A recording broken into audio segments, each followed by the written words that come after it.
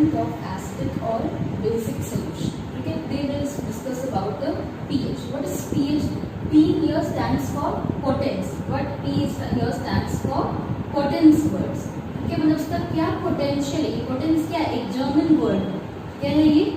German word है. And this word stands for potence. मतलब उसका इस हाइड्रोजन आयन में कितना potential है? ठीक है. अगर वो एसिडिक और बेसिक सोल्यूशन है तो वाटर में हम क्या डाले हैं? अगर ये वाटर है तो वाटर में क्या पुट किए? एसिड और अ बेस.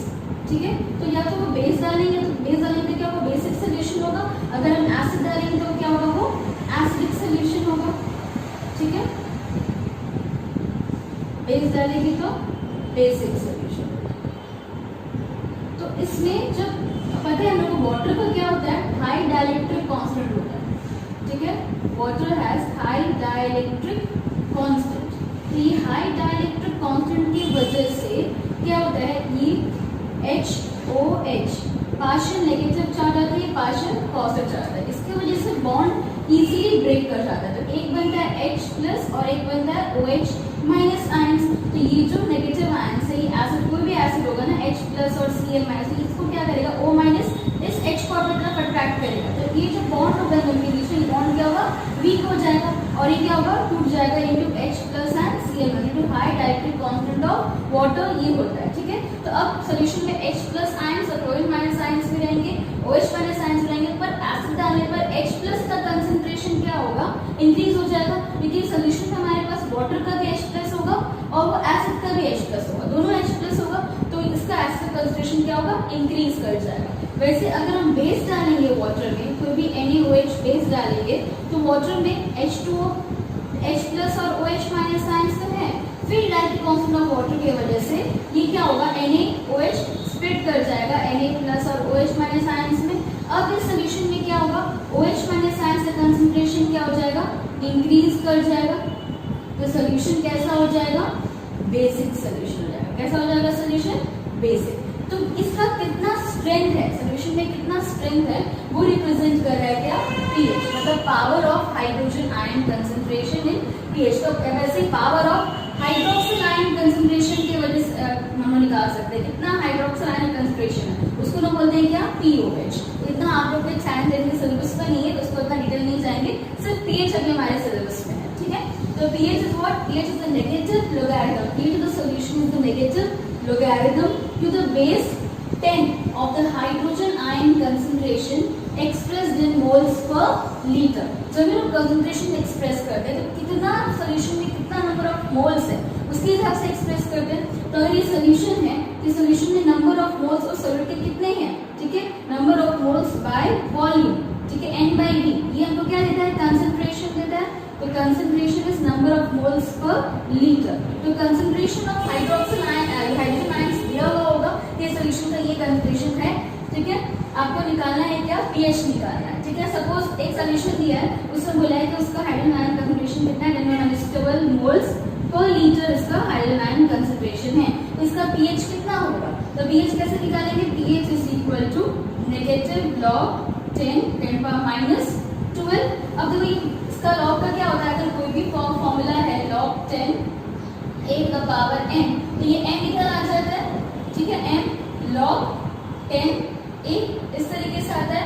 ठीक है. इससे लिखते हैं क्योंकि इसके बराबर है log का. तो यहाँ पे क्या होगा? -12 इधर आ जाएगा. माइनस साइन ऑलरेडी है. ठीक है. तो ये क्या हो जाएगा? log 10 और log to the power base 10 का वैल्यू कितना होता है? 1 होता है.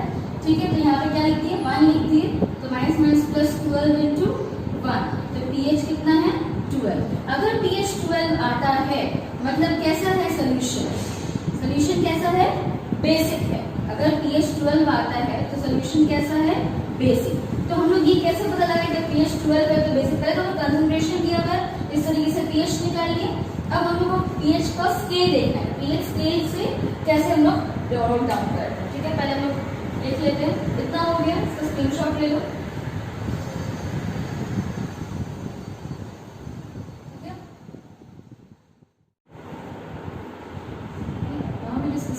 pH scale. ठीक है. pH स्केल जो वो वैल्यू आया था वो 12 आया था pH का लास्ट टाइम. हम क्या वैल्यू देखिए सोल्यूशन कैसा होगा, बेसिक होगा। तो ये 12 वैल्यू कैसे पता चला कि वो पीएच स्केल से लोग पता लगा रहे हैं, ठीक है। तो ये पीएच स्केल है 0 1 2 3 4 5 6 7 8 9 10 11 12 13 14, ठीक है, इस तरीके से। तो पहले हम लोग क्या लिखेंगे, यहाँ पे देखो ये 7 है, ये बताता है क्या कि सोल्यूशन कैसा है, न्यूट्रल है। कैसा है सोल्यूशन, न्यूट्रल। 7 से अगर हम राइट जाएंगे तो क्या होगा, बेसिक स्ट्रेंथ, बेसिक कैरेक्टर क्या होगा, इंक्रीज कर रहा है, ठीक है। Increase basic character, increase basic character, ठीक है। बेसिसिटी जो सोल्यूशन का होगा, बेसिक नेचर क्या होगा, इंक्रीज कर जाएगा, ठीक है। तो ये सोल्यूशन क्या होगा, मोर बेसिक। यहाँ पे क्या होगा, slightly basic, slightly basic and mostly basic, ठीक है। यहाँ जाएंगे तो क्या होगा, स्लाइटली एसिडिक एंड इधर तो क्या होगा, मोस्ट एसिडिक, ठीक है, इस तरीके से। यहाँ पे क्या होगा, एसिडिक कैरेक्टर क्या होगा, इंक्रीज कर, acidic character increase, acidic nature solution पे क्या होगा, इंक्रीज कर जाएगा, एसिडिक नेचर इंक्रीज, ठीक है। अब ये जो पीएच ऑफ द सोल्यूशन हम लोग कैसे डिटरमाइन करते हैं, we can determine using universal indicators also, universal indicators. अब ये यूनिवर्सल इंडिकेटर्स क्या है, universal indicators are the mixture of organic dyes, they are the mixture of organic dyes which determine the pH of the solution। ये mixture of organic dyes क्या करेंगे, अपना colour change करेंगे, okay, depending upon the concentration of H plus and OH minus ions, ठीक है। अगर concentration मतलब अगर सोल्यूशन न्यूट्रल है तो ये यूनिवर्सल इंडिकेटर कौन सा कलर शो करेगा, ग्रीन शो करेगा। क्या शो करेगा, कलर ग्रीन। जैसे हम इस साइड जाएंगे वैसे कलर क्या होगा, चेंज होगा। तो यहाँ पे RPYG कैसे क्या रख लो, RPYG बिव, RPYG बिव, ठीक है। R means what, red, P means pink, Y means yellow, G for green, B is blue, I for indigo and V is for violet, RPYG बिव, ठीक है, याद रखो। तो अगर 7th आया तो यूनिवर्सल इंडिकेटर क्या शो करेगा, ग्रीन, मतलब H प्लस और OH। इसका मतलब क्या है कि अगर H प्लस और OH माइनस आयन का कंसंट्रेशन क्या है, सेम है, H प्लस और OH माइनस कंसंट्रेशन क्या है, सेम है, ठीक है। इसका सोल्यूशन क्या होगा, ये ग्रीन होगा। जैसे इस साइड आएंगे वैसे सोल्यूशन अगर हम H प्लस आयन कंसंट्रेशन बढ़ा देते हैं, बढ़ते जाता है तो ये क्या होगा, स्लाइटली एसिडिक होगा। तो इस 5 में pH 5 में इसका कलर क्या हो जाएगा, G के बाद इधर क्या है, येलो, तो कलर क्या हो जाएगा यहाँ पे, येलो, ठीक है। फिर 3 में कलर क्या हो जाएगा, पिंक, और 1 में कलर क्या हो जाएगा, रेड, टोटली रेड हो जाएगा। कंसंट्रेशन क्या होगा, बहुत, यहाँ पे H प्लस आयन से कंसंट्रेशन क्या होगा, बहुत हाई होगा, वेरी हाई, ठीक है। तो यूनिवर्सल इंडिकेटर्स इस तरीके से कलर चेंज करेंगे। देखो यहाँ प्राइम नंबर्स है, ऑड नंबर्स है, ऑड नंबर्स में यहाँ पे 7 neutral, 5 is yellow, 3 is pink and 1 is red. Odd numbers में कलर नोट डाउन करेंगे। 9 में कलर क्या हो जाएगा, ब्लू, 11 में इंडिगो एंड 14 में वायलेट, ठीक है। इस तरीके से कलर चेंज होगा। तो RPYG BIB, फिर RPYG बिव करके में याद रख सकते हैं। ये यूनिवर्सल इंडिकेटर्स क्या है, मिक्सचर ऑफ ऑर्गेनिक डाइज है जो अपना कलर चेंज करते हैं, ठीक है, depending upon H plus and OH minus and concentration, ठीक है। तो ये था about pH of the basic और एसिडिक सॉल्यूशन।